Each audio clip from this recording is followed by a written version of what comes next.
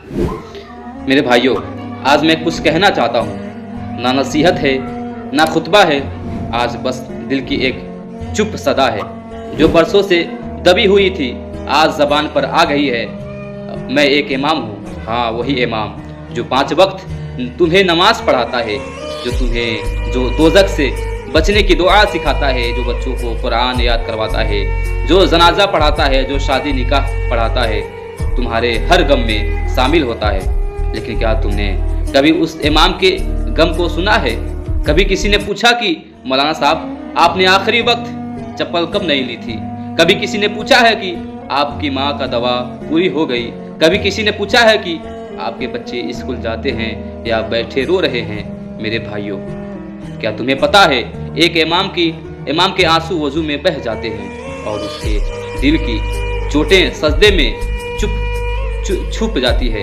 वो तब भी मुस्कुराता है जब पेट खाली होता है।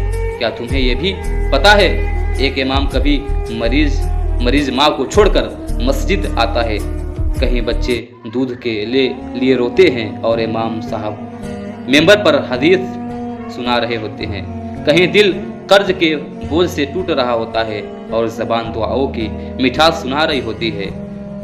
10,000 की तनख्वाह और बीमार माँ और बहन की शादी और भाई की फीस और खुद की ज़िंदगी, क्या सब कुछ दीन के बदले कुर्बान हो जाए? भाइयों, इमाम होने का मतलब है जीते जी मरना, हर दिन खुद को मिटाना, और फिर भी दुनिया से सुनना। ये तो मौलवी है, मुफ्त में पढ़ाना चाहिए, इसको मुफ्त में रहना चाहिए। क्यों भाई, क्या दीन सिखाना सबसे बड़ा काम नहीं? तो फिर दीन सिखाने वाला सबसे बेकीमत क्यों? सुनो भाइयों, अगर एक दिन ऐसा आया कि हर इमाम अपने बच्चे के लिए, अपनी माँ के इलाज के लिए परदेश चला गया, तो तुम्हारे बच्चों को कुरान कौन सिखाएगा? तुम्हारे जनाजा कौन पढ़ाएगा? तुम्हें जन्नत का रास्ता कौन दिखाएगा? उससे पहले कि देर हो जाए, अपने इमाम को वो इज्जत दो, वो मोहब्बत दो, वो सहारा दो जैसा कि वो सच में हकदार है। वरना याद रखना, तुम्हारे बच्चे के कान में गाने सुनेंगे, तुम्हारे बच्चे कान में गाने सुनेंगे लेकिन कुरान नहीं, तुम्हारे मस्जिद आबाद नहीं रहेगी, तुम्हारे नस्ली दिन से खाली हो जाएगी। क्या यही चाहते हो? नहीं ना? तो फिर आज अहद करो कि इमाम तुम्हारा भाई है, तुम्हारा रहनुमा है, तुम्हारा मुहसिन है, और अब वो अकेला नहीं।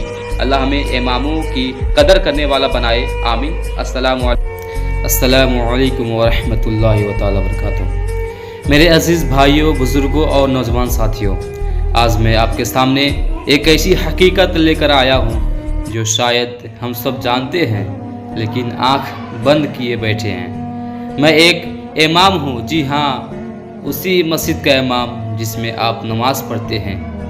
मैं वही हूँ जो फजर से लेकर इशा तक कुरान, हदीस, दीन, ईमान और आखिरत का रास्ता दिखाता हूँ। लेकिन आज मैं अपने दिल की बात कहना चाहता हूँ।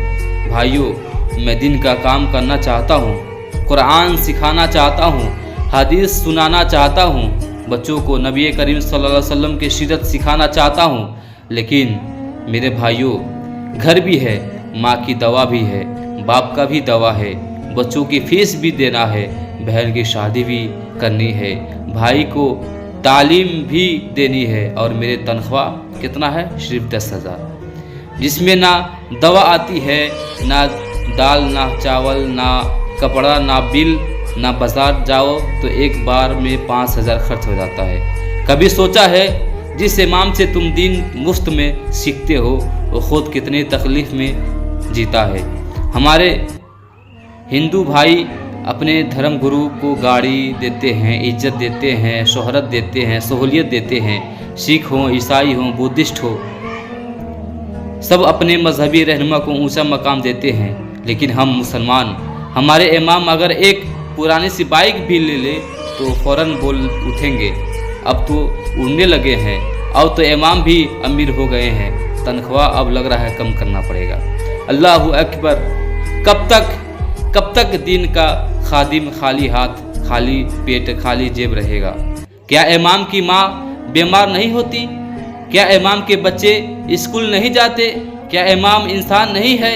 मेरे भाइयों और बहनों, आज ये इमाम जो दिन रात तुम्हें जन्नत का राह दिखाता है, मजबूर होकर परदेश जाने की सोच रहा है। अपने बच्चों के लिए, अपने माँ के इलाज के लिए, अपने बहन की शादी के लिए।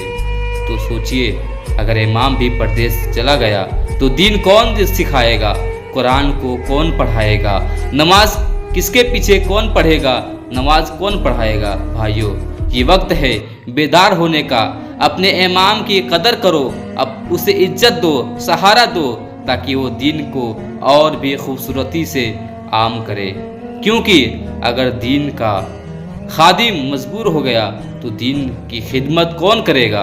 अल्लाह ताला हमें समझ दे, एहसास दे और अपने दीन के खादिमों की कदर करने की तौफीक अता फरमाए। आमीन। अस्सलामु अलैकुम वरहमतुल्लाहि वबरकातुहू। अगर मेरी वीडियो अच्छा लगे तो आप मेरी वीडियो को शेयर करें, लाइक करें और ज़्यादा से ज़्यादा प्यार करें, और जो मैं कहा हूँ उस पर अपना राय ज़रूर दें।